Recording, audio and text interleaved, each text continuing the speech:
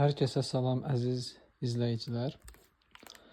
Biz bugün Yaradılış kitabının oxuyacağıq.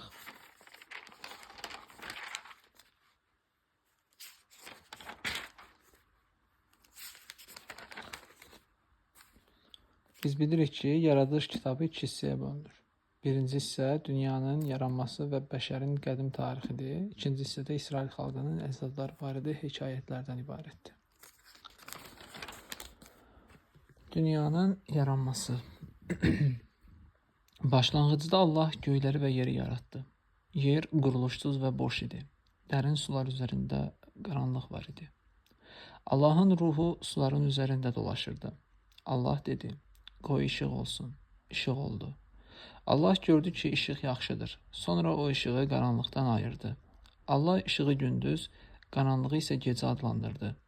Axşam oldu, səhər açıldı. Bu birinci gün idi. Sonra Allah dedi, qoy suların arasında bir qübbə olsun və suları bir-birindən ayırsın. Allah qübbəni düzəltdi və qübbənin altındakı suları onun üstündəki sulardan ayırdı. Belə də oldu. Allah qübbəni göy adlandırdı. Axşam oldu, səhər açıldı. Bu ikinci gün idi. Sonra Allah dedi, qoy göyün altındakı sular bir yerə yığılsın ki, quru görünsün. Belə də oldu.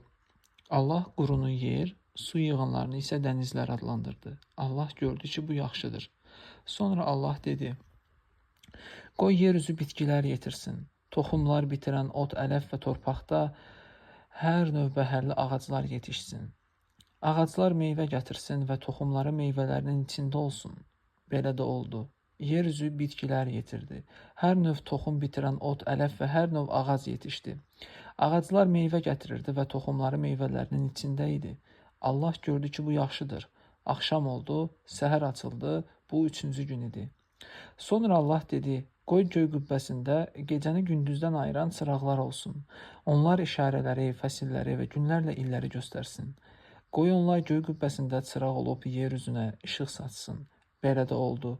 Allah iki böyük çıraq düzəltdi. Gündüzü idarə etmək üçün böyük çıraq, gecəni idarə etmək üçün kiçik çıraq. O həmçinin ulduzları düzəltdi. Allah onları göy qübbəsinə qoydu ki, yer üzünə işıq saçsın. Gündüzü və gecəni idarə etsin. İşığı qaranlıqdan ayırsın. Allah gördü ki, bu yaxşıdır. Axşam oldu, səhər açıldı. Bu dördüncü gün idi. Sonra Allah dedi, qoy sular çoxlu canlı məxluqlarla qaynaşsın. Yer üstündəki göy qübbəsində quşlar uçsun. Allah nəhəng su əjdahalarını və suda qaynaşan hər növ bütün sürünən canlı məxluqları, həmçinin hər növ bütün qanadlı quşları yaratdı. Allah gördü ki, bu yaxşıdır. Allah onlara bərəkət verərək dedi, törəyib çoxalın və dənizlərdəki suları doldurun. Quşlar da yer üzündə çoxalsın. Axşam oldu, səhər açıldı. Bu beşinci gün idi. Sonra Allah dedi, qoy yer üzü hər növ canlı məxluqlar, hər növ heyvanları, sürünən canlılar və çöl heyvanları əmələ gətirsin. Belə də oldu. Allah hər növ çöl heyvanlarını, hər növ ev heyvanlarını və yerdə sürünən bütün canlıları yaratdı. Allah gördü ki, bu yaxşıdır. Sonra Allah dedi, öz surətimizə və bənzərimizə görə insanı yaradaq. Qoy o dənizdəki heyvanlara, göydəki quşlara, yerdəki heyvanlara, bütün yer üzünə və yerdə sürünən canlıların hamısına hökmranlıq etsin. Allah insanı öz surətində yaratdı. Allahın surətində yaratdı. Onları kişi və qadın olaraq yaratdı. Allah onlara xeyir-dua verərək dedi, törəyib çoxalın və yer üzünü bürüyüb ona sahib olun. Dənizdəki heyvanlar, göydəki quşlar, yerdəki sürünən bütün canlılar üzərində hökmranlıq edin. Allah dedi, budur yer üzündə toxum verən bütün ot, ələfi və meyvələrində toxumu olan bütün ağacların bəhərini sizə verirəm ki, qidalanasınız. Yerdəki heyvanların, göydəki quşların və yerdə sürünən canlıların hamısına, nəfəsi olan bütün canlılara isə yem olmaq üçün bütün yaşıl otları verirəm. Belə də oldu. Allah gördü ki, yaratdığı hər şey çox yaxşıdır. Axşam oldu, səhər açıldı. Bu 6-cı gün idi. Göylər və yer, oradakı hər şey beləcə tamamlandı. Allah 7-ci günə qədər gördüyü işləri qurtardı və 7-ci gün gördüyü işlərdən ayrılıb istirahət etdi. Allah 7-ci günə bərəkət verdi və onu təqdis etdi. Çünki gördüyü bütün yaratma işini qurtarıb həmin gün istirahət etdi. Adəm və Həvva Eden bağında olur burada. Rəbb Allahın göyləri və yeri yaratmasının hekayəti belədir. Rəbb Allah göyləri və yeri yaradanda yer üzündə heç bir bitki yox idi. Heç bir çöl otu da bitmirdi. Çünki Rəbb Allah yer üzünə hələ yağış göndərməmişdi və torpağı becərən insan da yaranmamışdı. Amma yerdən su çıxırdı və bütün torpağı suluyurdu. Rəbb Allah yerin torpağından insanı düzəltdi və onun burnuna həyat nəfəsi üfürdü. Beləcə insan canlı varlıq oldu. Sonra Rəbb Allah şərqdə yerləşən Edəndə bir bağ saldı və düzəltdiyi insanı orada yerləşdirdi. Rəbb Allah torpaqda gözəl görünüşlü və yemək üçün şirin meyvəli cürbəcür ağaclar yetirdi. O həmçinin bağın ortasında həyat ağacını və xeyirlə şəri bilmə ağacını bitirdi. Bağı suvarmaq üçün Edəndən bir çay çıxırdı və oradan da 4 qola bölünürdü. Onlardan birinin adı Pişondur. O bütün Xavila ölkəsini dolanaraq axır. Orada qızıl çıxır. Bu ölkənin qızılı yaxşıdır. Burada həm də ətirli qətran və damarlı əqiq var. İkinci çayın adı Gixondur. O Kuş ölkəsini dolanaraq axır. Üçüncü çayın adı Dəclədir. O Aşşur ölkəsinin şərqindən axır. Dördüncü çay Fəratdır. Rəbb Allah insanı götürüb Eden bağına qoydu ki, oranı becərsin və saxlasın. Rəbb Allah insana əmr edib dedi, bağdakı bütün ağacların bəhrəsindən istəyəndə yeyə bilərsən, ancaq xeyirlə şəri bilmə ağacının meyvəsindən yemə, çünki ondan yeyən gün hökmən öləcəksən. İnsan İbrani mətnində adam sözü olub, ilk insana verilən adı ifadə edir. Bu söz həm də torpaq adama sözünə bənzəyir. İbranicədə adama sözünə bənzəyir. Kişi İbrani mətnində iş, qadın isə işşa adlandırılır. Rəbb Allah yenə dedi, insanın tək olması yaxşı deyil. Mən ona münasib olan bir köməkçi yaradacağam. Rəbb Allah bütün çöl heyvanlarını və göydəki bütün quşları torpaqdan düzəltdi. Sonra onları insanın yanına gətirdi ki, onun bunları necə adlandıracağını görsün. İnsan hər heyvana hansı adı qoydusa, o cürdə adlandı. İnsan bütün ev heyvanlarına, göydəki quşlara və bütün çöl heyvanlarına ad verdi. Amma insana münasib olan bir köməkçi tapılmadı. O zaman Rəbb Allah insana dərin yuxu göndərdi və o yuxuya getdi. Onda Rəbb Allah onun qabırğasının birini götürdü və yerini ətlə örtdü. Rəbb Allah insandan götürdüyü qabırğadan qadını düzəltdi və onu insanın yanına gətirdi. İnsan dedi, bax, nəhayət bunun sümüyü mənim sümüyümdən, bədəni mənim bədənimdəndir. Adına qadın deyiləcək. Çünki o kişidən götürülüb. Buna görə də kişi öz ata-anasını tərk edib arvadına qovuşacaq və onlar bir bədən olacaq. Adəm və arvadı. İkisi də çılpaq idi, ancaq bundan utanmırdılar. Adəm və Həvvanın günaha batması. Rəbb Allahın yaratdığı bütün çöl heyvanlarının ən hiyləgəri ilan idi. İlan qadına dedi, doğrudanmı Allah sizə bağda olan heç bir ağacın bəhrələrindən yeməyin deyib, qadın ilana dedi, bağdakı ağacların bəhrələrindən yeyə bilərik, amma bağın ortasındakı ağacın meyvələri barədə Allah deyib, ondan yeməyin və ona toxunmayın, yoxsa öləcəksiniz. İlan qadına dedi, yox, əsl ölməzsiniz. Əksinə, Allah bilir ki, o meyvələrdən yediyiniz gün gözləriniz açılacaq və xeyirlə şəri bilərək Allah kimi olacaqsınız. Qadın gördü ki, ağacın meyvəsi yemək üçün yaxşıdır, gözə xoş görünür və bu ağac insana dərrakə verməyə vəd edir. Buna görə də o həmin meyvədən dərib yedi. Sonra yanında olan ərinə də verdi. O da yedi. O vaxt ikisinin də gözləri açıldı və çılpaq olduqlarını bildilər. Buna görə də əncir yarpaqlarını bir-birinə hörüb özlərinə fitə düzəltdilər. Onlar günün sərinliyində bağda gəzişən Rəbb Allahın səsini eşitdilər. Adəm və onun arvadı Rəbb Allahın huzurundan qaçıb bağdakı ağacların arasında gizləndilər. Rəbb Allah Adəmi səsləyib dedi, hardasan? O cavab verdi, bağda səsini eşitdim və çılpaq olduğum üçün qorxdum, ona görə də gizlənmişəm. Rəbb Allah dedi, kim sənə bildirdi ki, çılpaqsan? Sənə yeməyi qadağan etdiyim ağacın meyvəsindən yeməmisən ki? Adəm dedi, mənimlə birgə olmaq üçün verdiyin qadın o ağacın meyvəsindən verdi, mən də yedim. Rəbb Allah qadına dedi, sən niyə belə etdin? Qadın dedi, İlan məni yoldan çıxartdı, mən də yedim. Rəbb Allah ilana dedi, sən bunu etdiyin üçün bütün heyvanları və çöl heyvanları arasında lənət qazanırsan. Qarının üstündə sürünəcəksən. Bütün ömrün boyu torpaq yeyəcəksən. Mən səninlə qadın arasına, sənin balanla onun övladı arasına düşmənçilik salıram. Bu övlad sənin başından vuracaq, sən də onu tabanından sancacaqsan. Sonra Rəbb Allah qadına dedi, hamilə olanda sənə çox əziyyət verəcəyəm. Uşaqlarını ağrı içində doğacaqsan. Ərinə meyilli olacaqsan, o sənə ağalıq edəcək. Sonra Rəbb Allah Adəmə dedi, arvadının sözünə qulaq asdığın üçün, qadağan etdiyim, meyvəsini yemə dediyim ağacdan yediyin üçün sənə görə torpaq lənətlənir. Ömrün boyu zəhmətlə torpaqdan yemək əldə edəcəksən. O sənə tikan və qanqal bitirəcək. Sən də çöldəki o tələfi yeyəcəksən. Alın tərinlə çörək yeyəcəksən, axırda torpağa qayıdacaqsan. Çünki oradan götürülmüsən, ona görə ki, yerin torpağısan. Torpağa da qayıdacaqsan. Adəm arvadının adını Həvva qoydu. Çünki o yer üzündə yaşayanların hamısının anası oldu. Onda Rəbb Allah Adəmlə arvadı üçün dəridən paltar düzəltdi və onlara geyindirdi.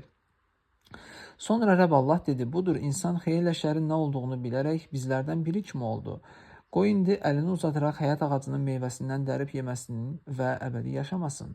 Rəbb Allah insanı Eden bağından çıxartdı ki, o özünün də bir qismindən götürüldüyü torpağı becərsin. Rəbb Allah insanı qovdu. O Eden bağının şərqinə körovlarını və hər tərəfə fırlanan odlu qılıncını qoydu ki, həyat ağacına gedən yolu qorusunlar. Biz bilməliyik ki, Həvva İbrani dilində yaşamaq mənasını verən bir sözdən götürülmüşdür. Qabil İbrani mətnində qayin sözü olub, qazanmaq deməkdir. İndi Qabil və Habil haqqında. Adəm arvadı Həvva ilə yaxınlıq etdi və Həvva hamilə olub Qabili doğdu. Həvva dedi, Rəbbin köməyi ilə bir insan qazandım. Sonra o Qabilin qardaşı Habili doğdu. Habil çoban oldu, Qabil isə əkinçi. Bir müddət keçəndən sonra Qabil torpağın bəhrəsindən Rəbb Allaha təqdim gətirdi. Habil də sürüsündə ilk doğulan heyvanlardan bir neçəsini və onların piyini təqdim etdi. Rəbb Habili və onun təqdimini qəbul etdi, ancaq Qabili və onun təqdimini qəbul etmədi. Buna görə də Qabil bərk qəzəblənib qaşqabağını salladı. Rəbb Qabilə dedi, niyə qəzəblənmisən? Niyə qaşqabağın sallamısan? Əgər yaxşı iş görürsənsə, mən qəbul etmərəmmi? Əgər yaxşı iş görmürsənsə, günah qapının ağzında durub, onun meyli sənədir, ancaq sən ona üstün gəlməlisən. Sonra Qabil qardaşı Habilə bir söz dedi və onlar çölə getdilər. Orada Qabil qardaşı Habilin üstünə hücum çəkib onu öldürdü. Sonra Rəbb Qabildən soruşdu, qardaşın Habil hardadır? O dedi, bilmirəm, məgər mən qardaşımın keşikçisiyəm? Rəbb dedi, sən nə etdin? Qardaşının qanının səsi torpaqdan mənə fəryad edir. İndi sən torpaqdan lənət aldın. O torpaq ki, sənin əlinlə tökülən qardaş qanını udmaq üçün ağzını açdı.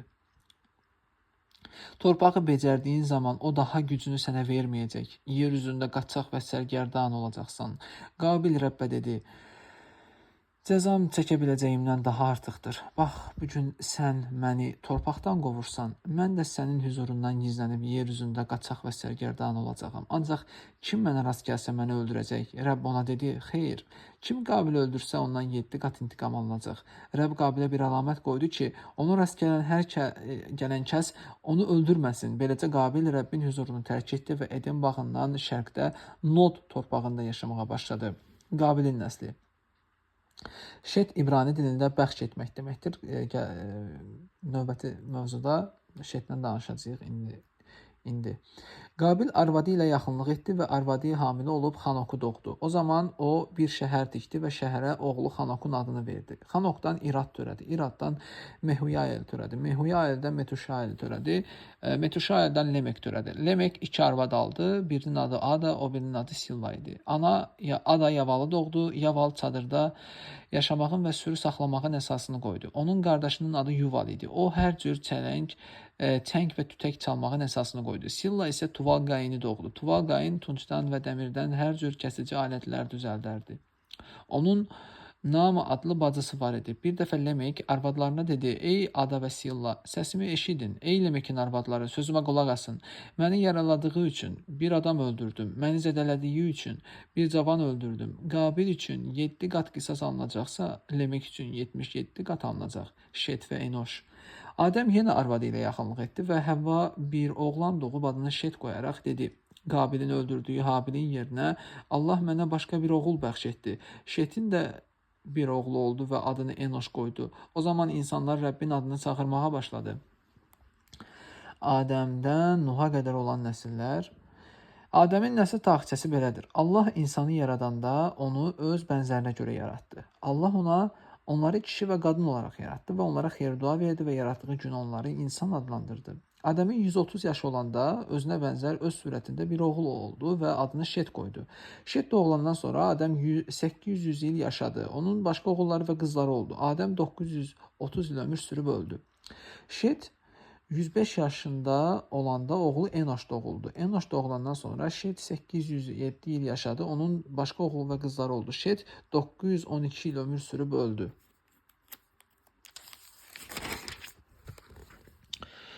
Enoş 90 yaşında olanda oğlu Genan doğuldu. Genan doğulandan sonra Enoş 815 il yaşadı. Onun başqa oğulları və qızları oldu. Enoş 905 il ömür sürüb öldü. Genan 70 yaşında olanda oğlu Mahalalel doğuldu. Mahalalel doğulandan sonra Genan 840 il yaşadı. Onun başqa oğulları və qızları oldu. Genan 910 il ömür sürüb öldü. Mahalalel 65 yaşında olanda oğlu Yered doğuldu. Yered doğulandan sonra Mahalalel 830 il yaşadı. Onun başqa oğul və qızları oldu. Mahalalel 895 il ömür sürüb öldü. Yered 162 yaşında olanda oğlu Xanok doğuldu. Xanok doğulandan sonra Yered 800 il yaşadı. Onun başqa oğulları və qızları oldu. Yered 962 il ömür sürüb öldü. Xanok 65 yaşında olanda oğlu Metuşelah doğuldu. Metuşelah doğulandan sonra Xanok 300 Allahla bir yol getdi. Onun başqa oğulları və qızları oldu. Xanok 365 il yaşadı. O Allahla bir yol getdi. Sonra qeyb oldu. Çünki Allah onu öz yanına götürdü. Metuşelah 187 yaşında olanda oğlu Lemek doğuldu. Lemek doğulandan sonra Metuşelah 782 il yaşadı. Onun başqa oğulları və qızları oldu. Metuşelah 969 il ömür sürüb öldü. Lemek 182 yaşında olanda bir oğlu doğuldu. O dedi, bu oğul Rəbbin lənətlədiyi torpağı becərəndə, çəkdiyimiz əziyyətlərdə, əlimizin zəhmətində bizə təsəlli verəcək. Buna görə də onun adını Nuh qoydu. Nuh doğulandan sonra Lemek 595 il yaşadı. Onun başqa oğulları və qızları oldu. Lemek 777 il ömür sürüb öldü. Nuh 500 yaşında olanda Sam, Ham və Yafəs adında oğulları oldu. Nuh İbrani dilində təsəllidir. Böyük adamlar İbrani mətnində Nefilim sözü olub, mənası tam aydın deyil. Qofer isə naməlum bir ağac növüdür. Mövzu Nuhun gəminin üzərində qofer ağaclarından istifadə etmişdi. Bu o qofer ağaclarıdır, amma onun bu ağac növü naməlumdur. Bilinmir hansı ağac növüdür indiki zamanda. İnsanların pozğunlaşması və daşqın. Nuh doğulanda Nuhun Samham və Yafəs adında oğulları oldu. Deməli, insanların pozğunlaşması və daşqın. İnsanlar yer yüzündə çoxalmağa başladı və onların qızları doğuldu. O zaman Allah oğulları gördülər ki, insan qızları çox gözəldir və bəyəndikləri hər qızı özlərinə arvad etdilər. Rəbb dedi, mənim ruhumu insanda əbədi qalmayacaq. Çünki onlar ancaq bədəndir. Onların ömrü 120 il olacaq. Həmin dövrdə Allah oğulları İnsan qızlarını arvad alıb övladları doğulan dövrdə də yer üzündə böyük adamlar yaşayırdı. Bunlar qədim dövrün qəhrəman və adlı sanlı adamları idi. Rəbb gördü ki, yer üzündəki insanların şər əməlləri çoxdur və hər zaman onların ürəyində fikirlər və niyyətlər pisliyə doğru yönəlir. O yer üzündə insanların yaratdığına peşman oldu və ürəyində kədərləndi. Rəbb dedi, yaratdığım insanları yer üzündə siləcəyəm. Bunu insanlarla birgə heyvanların, sürünənlərin və quşların da başına gətirəcəyəm. Çünki onları yaratmağıma peşman olmuşam. Ancaq Nuh Rəbbin gözündə lütf tapdı. Nuhun tarixçəsi belədir. Nuh salih və öz nəsli arasında qüsursuz bir adam idi. O Allahla bir yol gedirdi. Nuhun 3 oğlu oldu. Sam, Ham və Yafəz. Ancaq Allahın önündə yer üzündəki insanlar pozğunlaşmışdı və dünya zorakılıqla dolmuşdu. Allah yer üzündəki insanların daha da pozğunlaşdığını gördü. Çünki dünyadakı bütün bəşər yolunu azmışdı. Allah Nuh'a dedi, önündə olan bütün bəşərin sonu çatıb. Çünki yer üzü onların zorakılığı ilə dolub. Buna görə də mən onları yer üzü ilə birgə məhv edəcəyəm. Özünə qofer ağacından bir gəmi düzəlt. Onun içində otaqlar düzəlt. Üstünə içəridən və bayırdan qətran vur.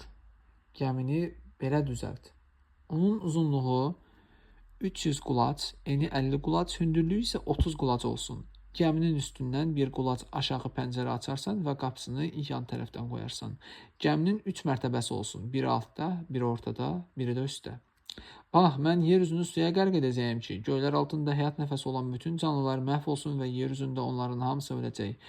Ancaq əhdimi səninlə bağlayıram. Sən oğulların, arvadın, gəlinlərinlə birgə gəmiyə minərsən. Bütün heyvanlardan, canlı məxluqlardan bir cütünü, erkək və dişisini gəmiyə götürərsən ki, səninlə birgə sağ qalsın. Növlərinə görə quşların, heyvanların və yerdə sürünənlərin hər birindən bir cütü sənin yanına gələcək ki, sağ qalsın.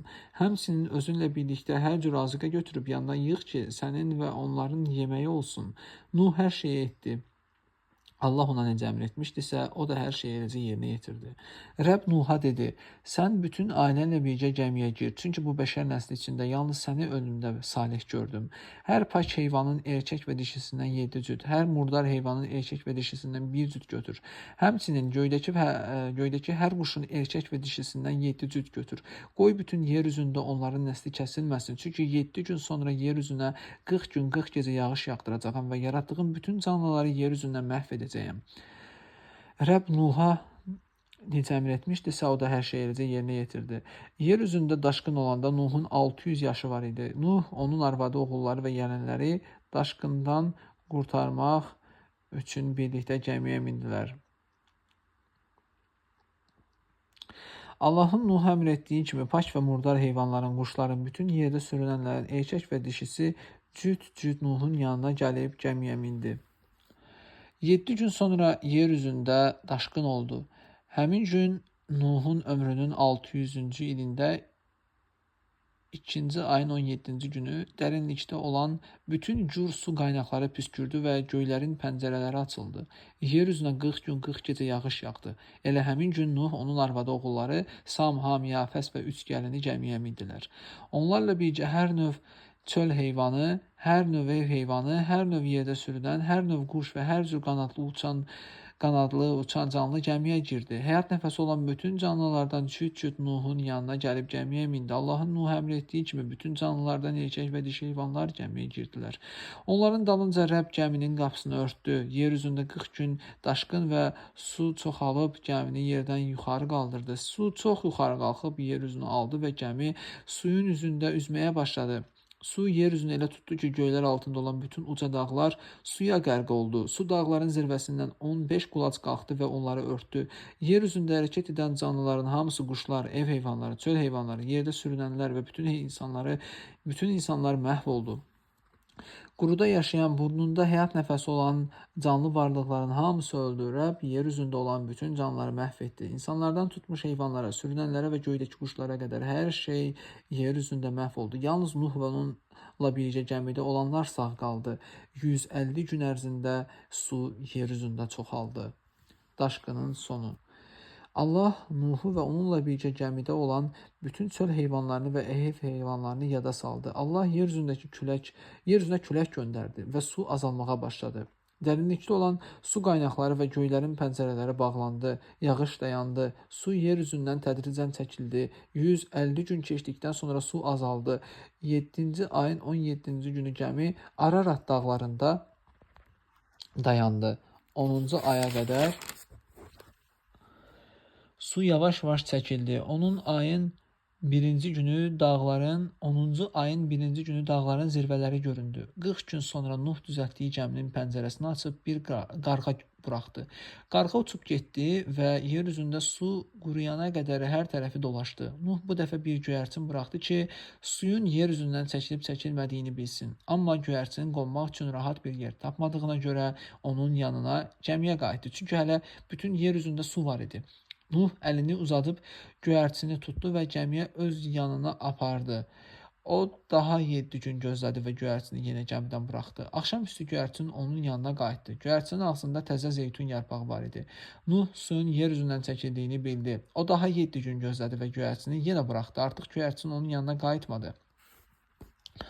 Nuhun ömrünün 601-ci ilində 1-ci ayın 1-ci günü yer üzündə su qurudu. Nuh gəminin qapağını qaldırdı və torpağın üzərindəki suyun quruduğunu gördü. 2-ci ayın 27-ci günü yer üzündəki su tamamilə qurudu. Allah Nuh'a dedi, sən öz arvadın, oğulların, gəlinlərinlə birgə gəmidən çıx. Səninlə birgə olan bütün canlıları, quşları, heyvanları, yerdə sürünənləri bayıra çıxart. Qoy yer üzünə yayılsınlar və yer üzündə törəyib çoxalsınlar. Nuh öz arvadı, oğulları və gəlinləri ilə birgə gəmidən çıxdı. Bütün heyvan sürünənlər, quşlar, heyvanlar və yerdə sürünən bütün canlılar dəstə-dəstə gəmini tərk etdilər. Nuh Rəbbə bir qurbangah düzəltdi. O hər cür pak heyvandan və pak quşdan götürüb orada yandırma qurbanı təqdim etdi. Bundan Rəbbə xoş ətir qalxdı və Rəbb ürəyində dedi: Cavanlığından bəri insan ürəyinin fikirlərinin həmişə pis olmasına baxmayaraq, insanlara görə bir daha yer üzünü lənətləməyəcəyəm. İndi elədiyim kimi bütün canlıları bir daha məhv etməyəcəyəm. Dünya durduqca əkin, biçin, isti, soyuq, yay, qış və gecə-gündüz sona yetməyəcək. Allahın Nuh'a vədi. Allah Nuh'a və onun oğullarına xeyir-dua verib dedi: Törəyib çoxalın və yer üzünü bürüyün. Qurudakı bütün heyvanlar, göydəki bütün quşlar, yerdə sürünən bütün canlılar və dənizdə olan bütün balıqlar sizdən qorxub dəhşətə gələcək.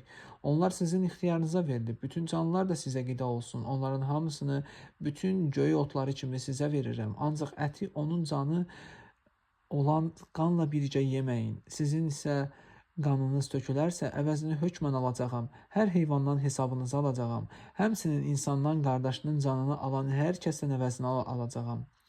Kim insan qanı töksə, onun da qanı insan əli ilə töküləcək. Çünki Allah insanı öz surətinə görə yaradıb. Siz törəyib çoxalın, yer üzündə yayılın, orada çoxalın. Allah Nuh'a və yanında olan oğullarına dedi: Mən sizinlə, sizdən sonraki nəslinizlə öz əhdimi bağlayıram. Gəmidən çıxan yer üzündəki bütün canlı məxluqlarla, quşlar, heyvanları, bütün çöl heyvanları ilə əhdimi bağlayıram. Sizinlə öz əhdimi qoyuram ki, bütün canlılar bir daha daşqınla məhv olmayacaq və heç vaxt yer üzünü viran edən daşqın baş verməyəcək. Allah yenə dedi: Mənim sizinlə olan bütün canlılarla nəsillər boyu əbədi olaraq bağladığım əhdin əlaməti budur.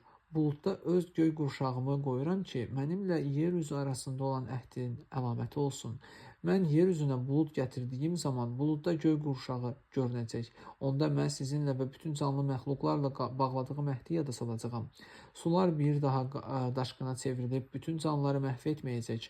Buludda göy qurşağı olacaq. Mən Allah onu görüb yer üzündə yaşayan bütün canlı məxluqlarla bağladığım əbədi əhdi yada salacağam. Allah yenə Nuh'a dedi: Mənim yer üzündə yaşayan bütün canlılarla bağladığım əhdin əlaməti budur. Nuhun oğulları. Gəmidən çıxan Nuhun oğulları bunlardır: Sam, Ham və Yafəs. Hamdan Kənan törədi. Nuhun 3 oğlu bunlardır və yer üzündə yayılan bütün insanlar onlardan törədi. Nuh torpağı becərməyə başladı və bir üzüm bağı saldı. O şərab içib sərxoş oldu və öz çadırında çılpaq uzandı. Kənanın atası Ham atasının çılpaq olduğunu gördü və bunu bayırda iki qardaşına söylədi. Sam və Yafəs bir paltar götürüb öz çiyinlərinə saldılar və dalı içəri girib atalarının çılpaq bədənini örtdülər. Onlar üzlərini əks tərəfə çevirmişdilər ki, atalarının çılpaqlığını görməsinlər. Nuh öz sərxoşluğundan ayıldı və kiçik oğlunun əməlini bilib dedi: Kənana lənət olsun. Öz qardaşlarının qullarına qul olsun. Yenə dedi: Samın Allahı Rəbbə alqış olsun. Kənan ona qul olsun. Allah Yafəsə genişlik versin. Samın çadırlarında yaşasın. Kənan ona qul olsun. Nuhun ölümü. Nuh daşqından sonra 350 il yaşadı. O 950 il ömür sürüb öldü. Nuhun nəsli. Nuhun oğulları Sam, Ham, Yafəsin nəslin tarixçəsi belədir. Daşqından sonra onların oğulları oldu. Yafəsin oğulları Qomer, Magog, Maday, Yavan, Tuval, Meşek, Tiraz. Qomerin oğulları Aşkenaz, Rifat, Togarma. Yavanın oğulları Elişa, Tarşiş, Kittim, Dodanim. Onların nəsilləri adalara, öz torpaqlarına yayıldı. Öz millətlərinin arasında dillərə və qəbilələrə ayrıldı. Hamın oğulları Kuş, Misraim, Put və Kənan. Kuşun oğulları Seva, Xavila, Safta, Ramas, Safteka. Ramanın oğulları Səba və Dedan. Kuşun Nəmrud adlı bir oğlu da oldu. O, yer üzündə ilk qüdrətli adam oldu. Nəmrud Rəbbin önündə mahir bir ovçu idi. Buna görə də xalqın arasında Rəbbin önündə Nəmrud kimi mahir ovçu sözü deyilir. Əvvəlcə onun padşahlığına Şinar ölkəsində olan Babil, Erek, Akkad, Kalne daxil idi. O bu torpaqdan Aşur torpağına köçüb Ninevanı, Rehovot iri, Kelahı, Nineva ilə böyük şəhər olan Kelahın arasındakı Resini tikdi. Misraimin nəsilləri bunlardır: Ludlular, Anamlılar, Lehavlılar, Naftuhlular, Patroslular, Filiştililərin əcdadı olan Kasluhlular, həmçinin Kaftorlular. Kənanın nəsilləri bunlardır: İlk oğlu Sidon, Xet, həmçinin Yevuslular, Emorlular, Qirqaşlılar, Xiblilər, Arklilər, Sinlilər, Ervadlılar, Semarlılar və Xamatlılar. Sonralar Kənan qəbilələri ətraf yerlərə yayıldı. Kənanlıların ərazisi Sidondan Gerara tərəf, Qəzzəyə qədər, Sodoma, Homoraya, Admaya, Sevoimə tərəf, Leşaya qədər uzanırdı. Bunlar öz ölkələrində və millətlərinin arasında qəbilələrinə və dillərinə görə ayrılan Ham oğulları idi. Everin bütün oğullarının əcdadı və böyük olan Yafəsin qardaşı Samın da oğulları oldu. Everin bütün oğullarının əcdadı və böyük olan Yafəsin qardaşı Samın da oğulları oldu. Samın oğulları Elam, Aşşur, Arpakşad, Lud və Aram. Aramın oğulları Us, Hud, Hul, Gera, Geter və Maş. Arpakşaddan Şelah törədi, Şelahdan Ever törədi. Everin iki oğlu oldu. Birinin adı Peleg idi, çünki onun dövründə yer üzü bölündü. Qardaşının adı Yoktan idi. Yoktandan Almodet, Şelef, Xasarmavet, Yerah, Hadoram, Uzal, Digla, Oval, Avimael, Seba, Ofir, Havila və Yovav törədir. Bunların hamısı Yoktanın oğulları idi. Onlar şərqdə Meşadan Sefara tərəf yerləşən dağlıq bölgədə məskən salmışdı.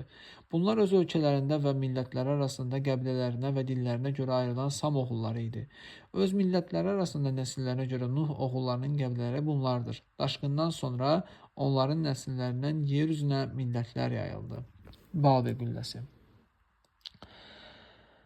Bütün dünyada bir dil və bir danışıq var idi. İnsanlar şərqdən köçüb gəldikləri zaman Şinar torpağında bir düzənliyə rast gəldilər və orada məskən saldılar. Sonra bir-birlərinə dedilər: gəlin kərpic düzəldək və onu yaxşı bişirək. Onlar daş əvəzinə kərpic və palçıq əvəzinə qətran götürdülər. Yenə dedilər: gəlin özümüzə bir şəhər və başı göylərə çatan bir qüllə tikib ad çıxaraq. Daha bütün yer üzünə yayılmayaq.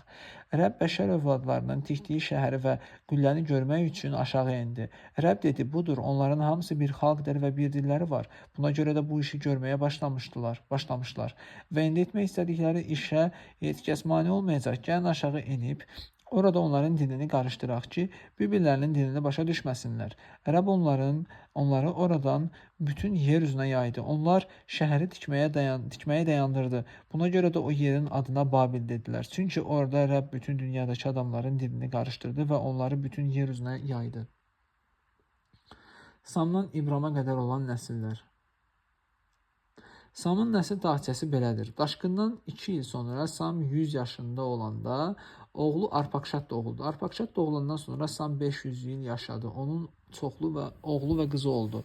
Arpakşad 35 yaşında olanda oğlu Şelah doğuldu. Şelah doğulandan sonra Arpakşad 403 il yaşadı. Onun çoxlu oğlu və qızı oldu. Şelah 30 yaşında olanda oğlu Ever doğuldu. Ever doğulandan sonra Şelah 403 il yaşadı. Onun çoxlu oğlu və qızı oldu. Ever 34 yaşında olanda oğlu Peleg doğuldu. Peleg doğulandan sonra Ever 430 il yaşadı. Onun çoxlu oğlu və qızı oldu.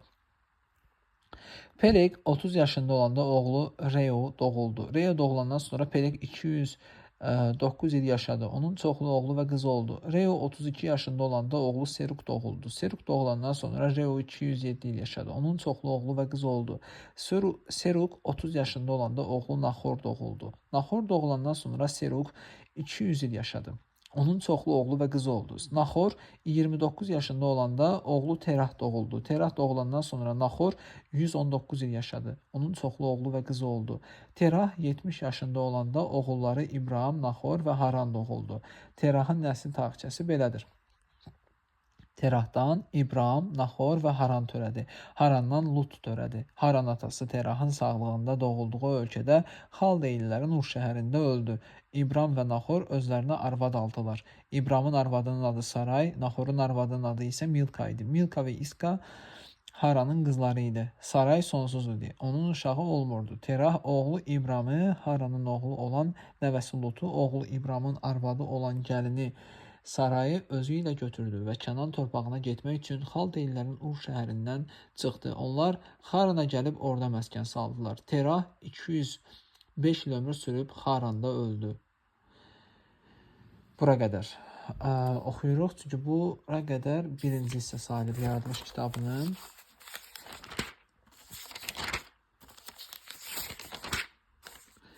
Yaradılış kitabı şərt olaraq iki hissəyə bölünə bilər. Birinci hissə 11-ci fəsildən 11-ci fəsil, belə deyək 12-ci fəsilə qədər dünyanın yaranması və bəşərin qədim tarixi. İkinci hissə 11-ci fəsil 10-cu ayədən 50-ci fəsil 26-cı, yəni yaradılış kitabının sonuna qədər İsrail xalqının əcdadları barədə hekayətlərdən ibarətdir. Yəni burada həmçinin də İsmailin əcdadları Muavlular, Xetlilər, Yevuslular, Amurlular və digər millətlər haqqında məlumatlar növbəti dərsdə olacaq. Diqqətiniz üçün təşəkkür edirəm. İzləməkdə davam edin məni.